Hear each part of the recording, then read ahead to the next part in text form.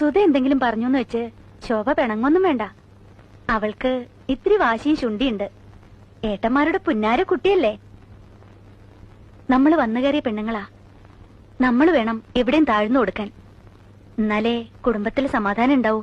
ഞാൻ ഈ കുടുംബത്തിൽ സമാധാനക്കേട് ഉണ്ടാക്കാൻ വന്നതല്ല. അങ്ങനെ ഞാൻ പറഞ്ഞില്ലല്ലോ. എന്റെ വീട്ടിൽ ഞാൻ ഭയങ്കര ദേഷ്യക്കാരിയായിരുന്നു. ദേഷ്യം വന്ന കണ്ണ് കാണില്ല. കൈ കിട്ടണത് എന്തും എടുത്തെറിയും.